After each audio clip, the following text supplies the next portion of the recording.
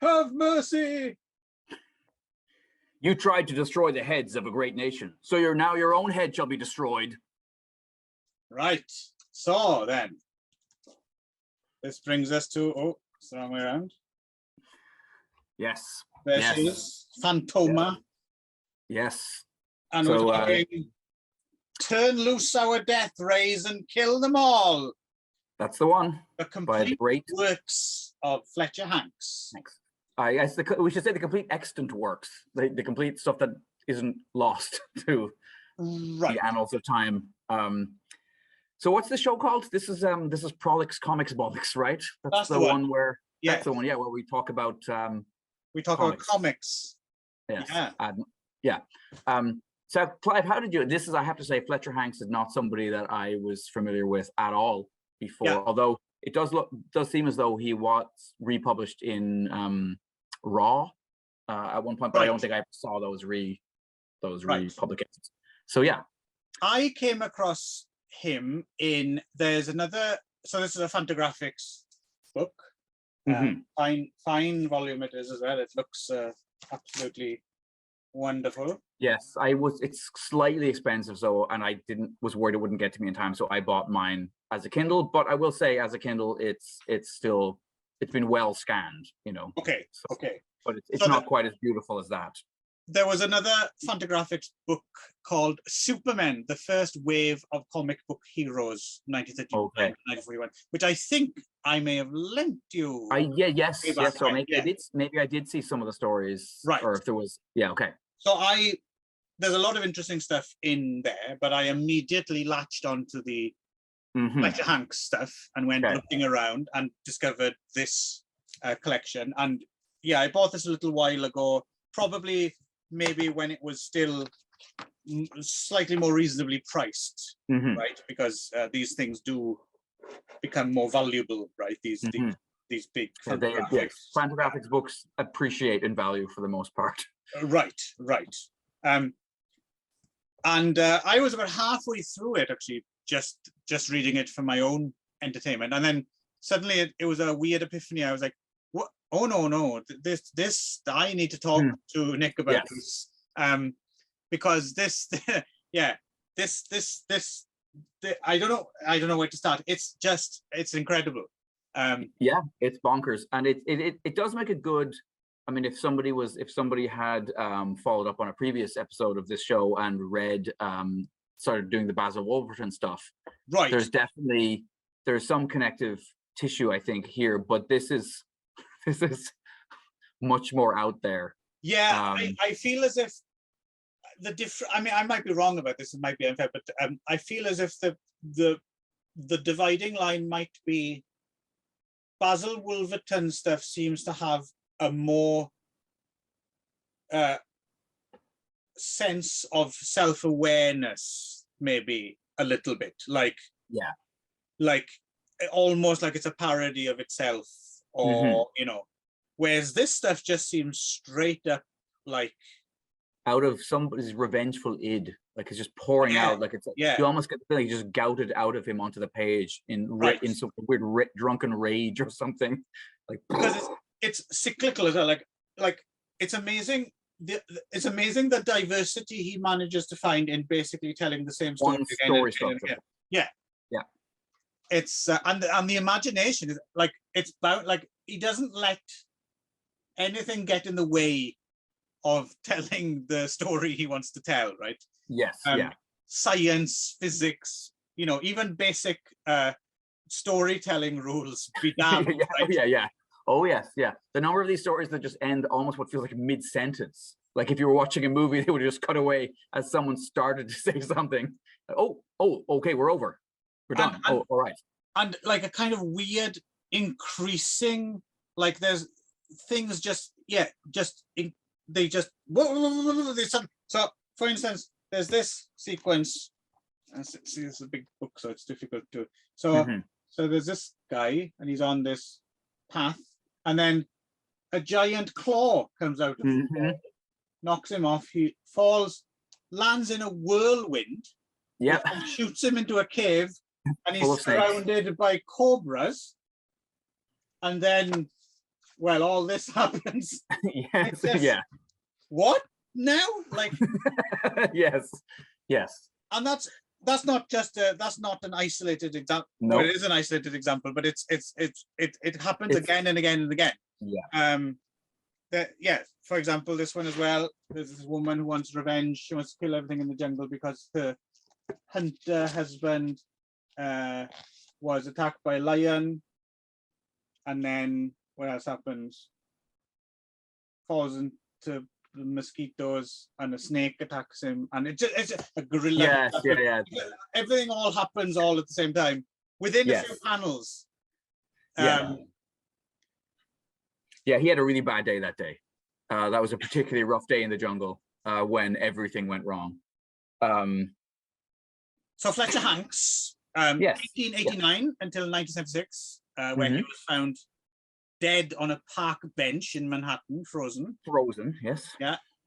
And yeah, I suppose worked in the golden age of comics, right? Specifically from 1939 to 1941. So quite a short space of time, really, to have produced so much. Yeah. It seems hugely prolific in a short space of time. Although basically telling the same story.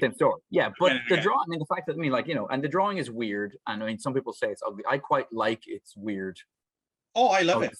I love it. And I do think that, for example, I think his Phantoma cat, she's quite pretty when she's not skull-faced and kind of like. I'd go for Phantoma. But a lot of the male characters, including the including the skull version, hot version. But you know, like his Stardust character and those, you know, they are weird looking dudes. Yes, this is your traditional Fletcher Hanks head, muscled head, kind of almost like Rondo Hatton looking dudes, like all over the place. Like it's like everyone's a Henry Silva or a Rondo Hatton or somebody with weird Jack Palance, somebody with weird bones in their head. Yes, including there he is, Big Red McLean. Yes, who is was he a forest ranger or a lumberjack? King of the Northwoods. He's a lumberjack in Canada, so that was nice for me too, because they had the Mounties show up in one story, and I was like, oh yeah, we're definitely in British Columbia, probably. And basically, he punches people. Pretty much every story, somebody tries to do something bad in the woods, like steal some wood, or you know, that's about it. Steal some wood. Usually, that's what it's all about. He beats the living crap out of them. Yes, mercilessly. Oh yeah. And leave them to die. In like, there's a lot of leaving people to. I mean, I know they're bad guys, but fucking hell, there's a lot of just there you go, down into that pit of despair for the rest of your life. And yes, this is very much pre the Comics Code Authority. This is the hate. This is like the pre-Hayes, in that way. You know, you get the early Hollywood movies where you're like, whoa, was that a boob I just saw? Or did that guy just pop a cat's eye out of its head and stick it in his mouth? What am I seeing here? And so this is the comics book, in a way, version of that, where you're like, well, yeah, this never would have flown, 20 years later. So yeah, really exciting for that reason. There he is. King of the Northwoods. I think the Big Red McLean ones, my least favorite. I don't think I could read. What the fuck? Look. Yeah, those are awesome. There's just so much stuff like that in here, and the narratives are they're childlike, right? They're like, but they're like a story that your like adult, like 6-year-old niece told you after she'd eaten a lot of sugar, like, and then this happened, and then this happened, and then this guy came, and then this guy knocked the wall down, and then this happened, and then it was over. Yeah, so he's got Space Smith. Yes, great name. Space Smith is the most Basil Wolverton-y one of all of them. That's the one that feels most like it could have fit in. And in that way, when we talked about Basil Wolverton's, some of his space patrol type of stories, there was a tendency for them to end with like, throw a nuke at those guys. Just like, and they just like blow up the planet that the bad guys were on. I also quite like in a lot of the Phantoma stories, the Mystery of the Jungle Woman, is at the end, the natives all come out. A lot of them end with the native people coming out safe with smiles on their faces. Yes. Yeah, it's interesting because she seems to be a white woman, so but she's very protective of her jungle. Bang! Sock! So Yes. yeah, Stardust, that's his other manga, is basically Big Red McLean in space, right? Yeah, but I find those stories the most fascinating because with a huge array of powers. Like there's like 6 new powers he has every single episode. And punching aliens really hard in the face is his main one. But yes, and it's can you find one of the pictures? Because Stardust, there's so many of the pictures in this are Stardust grasping a guy and crunching his chest in, like, you know. Yes, with his long, gangly sausage. You think it's weird. It's a weird mix of everyone has the same head as Stardust. All the male characters have the same head, but also there's a weird inconsistency as well, isn't it? Like body shapes and sizes change from panel to panel. Well, Stardust especially seems to be very mutable, and that seems to be maybe intentional more than it is a mistake of the artist, because he does reform himself out of literal Stardust at different times to feel like he can expand to, because sometimes he seems like a giant and other times he seems relatively normal sized. Right. But yes, those scenes where he does a lot of forgiving critic you are. Nick. Well, I'm less convinced. Well, because it's in those stories most of all where you see that. You don't see it as much. Like Big Red is consistently roughly the same size. He's huge, but he's not suddenly. I mean, it doesn't. Either way, it doesn't impinge on my enjoyment. I mean, no. But yeah, it's all like you said. All these huge things happening. Here's I don't know if you see that, but like there's like if she's a normal sized person, how big is Stardust, right? Right. Yeah, throwing planets around, and yes, and at the end he does things like, and then he merged them into the wall of the planet. And what? Yes, is this now? Or then he took those 6 guys and merged them into one guy to really give that one guy a hard time. Here we go. There he is, grabbing one person around there. Yes, and crunching them. It's just this is a nice one here. I'll transform you to a worm for the vultures to eat. And then the next panel, we see this guy becoming this hairy little caterpillar thing. Yes. The new power he never had before. I really like some of the Phantoma ones, because Phantoma sometimes just flies around as a floating head. And she turns into the Skullface. She's quite menacing when she turns into the Skullface sometimes. There's something almost Mexican about that stuff to me. Like it looks like Mexican folk art or something. Those scenes of her as like the candy skull almost. I liked this one with the giant spiders. Oh yes, attack elephants, and just brilliant. Like here she's a bit Hulk, isn't she? Oh yeah. She you're right. I guess maybe she seems to be able to swell up and I couldn't tell. Is she wearing? Are they stocking tops, or is it like a sheer nightie gartery thing? Yeah, over another nightie. It's nice. It's quite fetching. Yeah, I like my Phantoma. She's never knowingly overdressed. Yes, exactly. Yeah, so he wrote all these things in and under some AKs as well, like Hank Christie, Barclay Flagg. He was Fletcher Hanks for Stardust, which seems to have been particularly good. Amazing. Like if these panels don't, all of his ribs are destroyed. Apparently, like his organs have been shifted quite seriously there. If these panels don't make you want to read this, then you forgot what comics are all about. I mean, the joy of I mean, it's amazing. I could talk about it all day, but it would just be repeating myself. So but okay, I would say what's interesting to me is this structure, right? But so you go back to like the early Superman comics of that, which obviously Superman is the first really of this type of superhero, right? This kind of godlike, this new mythology, right? And so, but right away, like this is really early. This is almost the same time, or like very shortly after that this stuff comes out. and it's so much more biblical, I think, even than Superman is, you know, in that, like, basically you've got like nefarious people doing things that are almost always like huge, like they're massive plans, and sometimes they make no sense, like, we're gonna wipe everyone out so we'll be rich, but there's like, wait, there's nobody left on Earth except for you four guys, like, how's that, what's the value of money if nobody else, anyway, you know, or like, we're gonna make everyone float off the Earth into space. And what's interesting as well, towards the end, I'm guessing into the early 40s, when we're getting closer to the US entering this is sudden, all the fifth column stuff. Yeah, the fifth columnists are suddenly the enemy. All the fifth columnists and mobsters, and someone called Slant Eyes. Yes, yeah, and, that was. Although, funnily, really, other than that, I mean, obviously the native stuff in the Phantoma stories is meh, but like, they're not actually as racist as I would have expected overall. This era of comic books to be. Yes, that's true. That's true. To your point as well, I think what's interesting about it as well is it's so straight up and down, like boom, like here you go. There's like no Stardust isn't also a reporter for the Daily Globe. No, it's more like a god.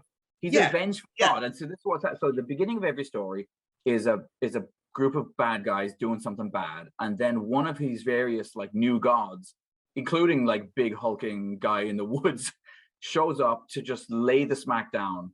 And what's so weird is sometimes the stories are like so weighted so weirdly, like you might only have 2 pages of the initial thing, and then the guy shows up. Like the Phantom ones are special like this, and then 6 pages of these guys getting tortured. You know, you're like, wow. Weird. Like, she really dealt with the issue on page 3, and now we get 4 pages of a guy being chased, and very like the one you showed of various terrible things happening to them. But it's so Old Testament. Like these stories to me, they're so Old Testament. I also like this thing it has in common is when they fly, they always that's Phantoma, and this is Stardust in his little spatial tubular or whatever it was called. Yes, I believe that was a punk band from 1978. Spatial Tubular, yes. So interestingly as well, I mean, all this is fascinating, but then the book ends with quite a fascinating little kind of mini comic. Yes, by the editor, by the person who brought this all together, Whatever happened to Fletcher Hanks?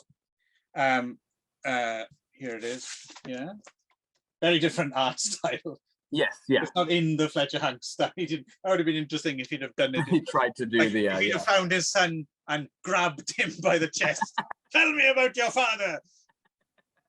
So he manages to track down Fletcher Hanks Jr. And Fletcher Hanks Jr. basically tells a very kind of sobering story about, my father was an asshole piece of shit.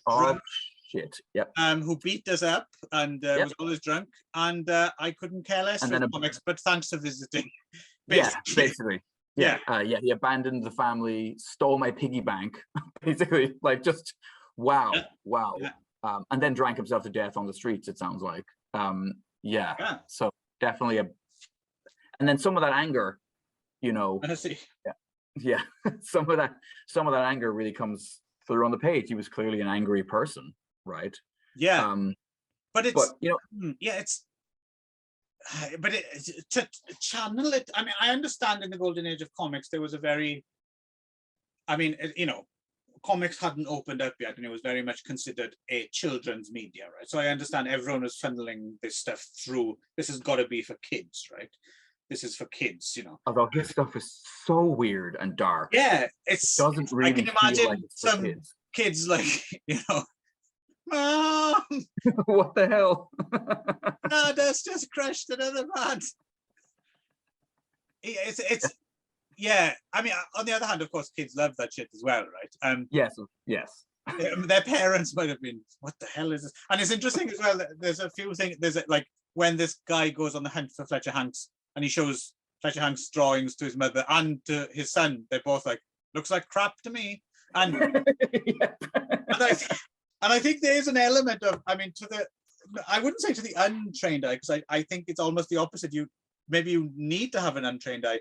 Like, It doesn't look like crap. I mean, I know what they mean. It looks very like, you know, kind of basic in a way. Yeah. Like, but that's part of its appeal. And I don't even mean in like a, you know, I'm not in an ironic way or anything. I genuinely, like you said, something about it having like that feel of primitive art or something. It's just, that's all you need. You don't need anything else. You don't need anything more elaborate. You just need 4-color, bam, bam, bam, bam, boom, bam. That's all it is. It's like, yeah, it's like, in a way, it's like making a punk song with 3 chords, and you know, it's the comics equivalent. Yeah.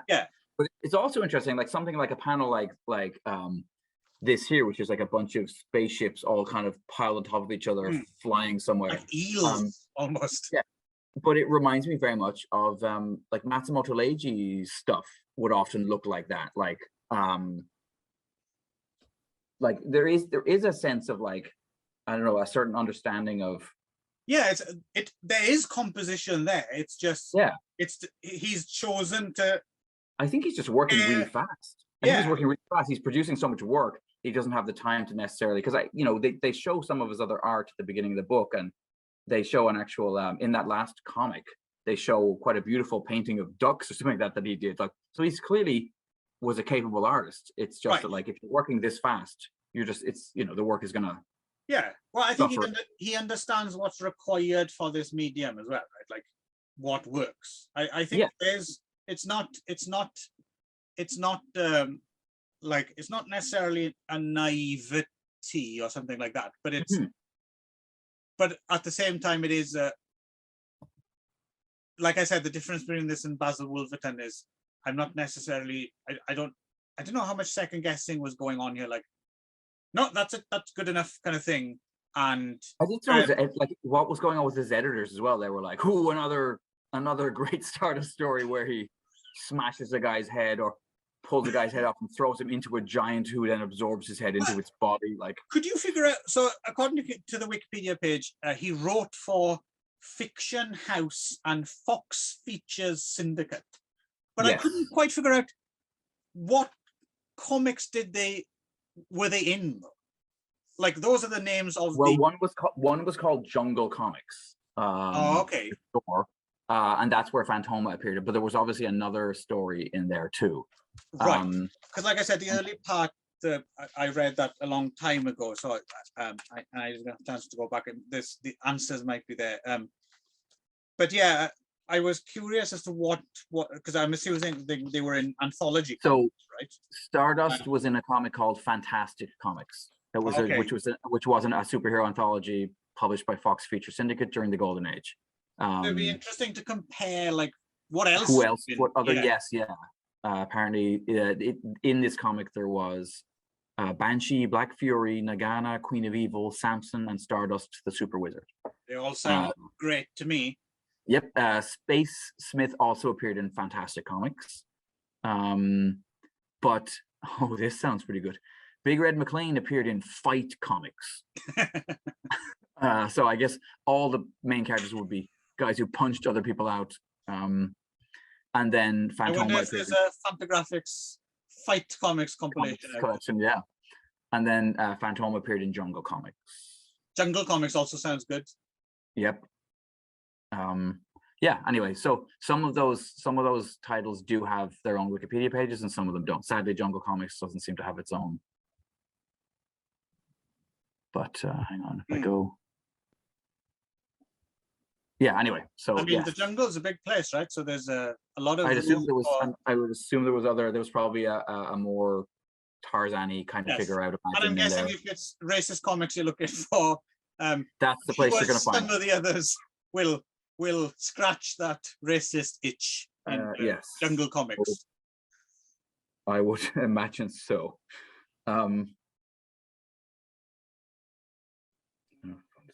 Dead air. So strange. Yeah, I mean, I love this collection. I feel blessed to have stumbled across it. This is one of my pride of place in my collection now. this panel is one of my favorites. It's that one where the guy has the anti-solar ray that turns off the Earth's gravity and causes everyone to just fly off the planet. Or maybe it's the one that stops the Earth's rotation, because sometimes they return to similar kinds of. There's a few different stories that involve people floating off of the Earth into space. And you can throw the Earth around, fly it about, knock it into Neptune. Oh, and it's very sturdy. Oh yes, absolutely. Just absolutely bonkers. But you know, the one thing that was interesting too, because we did the Wolverton book not too long ago, there is a point in that where basically, if you may remember, where there's a line comes down from editorial that says we need to make anti-Nazi comics, or we need to make pro-America, you know, stuff. And so it's very clear when even whatever these publishers were, at some point an edict came down, because every one of these stories suddenly starts featuring. Well, if he'd have worked beyond 1941, then yes, we would have had much more of that. I feel like I don't think he threw his pen away in disgust because of his disgust at internment camps and, you know, his kind of brotherhood with the Japanese America. I refuse. I don't think so. I think for whatever reason he stopped. Yes. Sure, he would have quite, Big Red McLean would have been punching Japs hiding in trees. Yes, no, I've no doubt. As I said, I mean, it was already heading in that direction in these last few stories. We're getting more of this kind of war stuff, but that's we saw in the Wolverton book as well, right? There's a certain point where, but funnily enough, in that book, he was getting notes from his editor to be less racist, you know, which was. So here we go. Yeah. So his head, that whole thing is just. That's so disturbing. It's so dreamlike and so upsetting that, like. Yeah, actually, I showed that to my wife, and she went, "Ah!"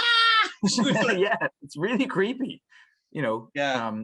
He shrinks. I mean, in the story, he shrinks that guy down so he's just a head. His body's gone, and he flies him off to a planet that has a gigantic, headless giant, and he throws him, and the giant absorbs the head into its body. Yes. There we go. There's another nice crunchy. Being. Yeah,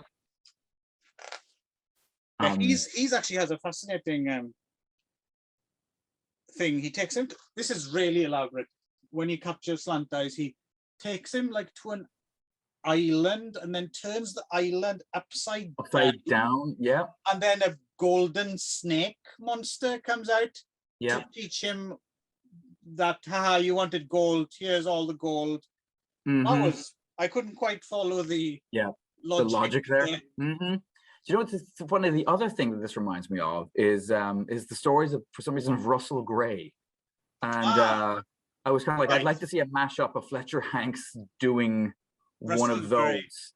Yeah, well, I'd like to see a Russell Gray story, storyboarded by Fletcher Hanks and directed by Dwayne Esper in 1934.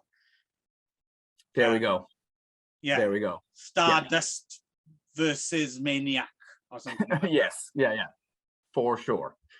But yeah, I don't know if I don't have anything else to say about this except that it was a tremendously enjoyable read, and it's really easy to read. Like you can binge it or you can savor it like candy. You can like read them in 5-page installments and just enjoy them and go put them away before bed and be like, that was awesome. Those guys really got crushed for their nefarious deeds. Such a missed opportunity that Fay Ray never got to play Phantoma. Phantoma, yes, yeah. That's okay. One more thing I'll say, which is interesting, is Phantoma is on record as being the first female superhero in, at least in American comics. She predates Wonder Woman. Right. Which with is less SM as well. Kind of.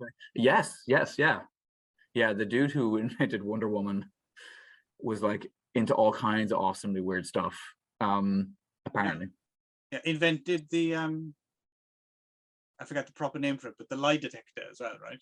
Oh yeah. Just interesting dude. Anyway, we are straying, but Fletcher Hanks is awesome, and yes, you should get yourself. And if this one is beyond your price range, it's made up, I believe, from another 2 earlier volumes, right? Now I don't know if there's any extras. Obviously, the the cartoon about the guy who looked into his past is unique to this, I think. But if you just want the Fletcher Hanks stuff, the other two earlier volumes might be more, because they've been eclipsed by this. They might have actually depreciated in value, and they might be easier to pick up cheaper. I don't know. Yes. But those are other options you can go for as well. But however you get your Fletcher Hanks, you should do so. Yes, or we will punish you. Yes. Grab you.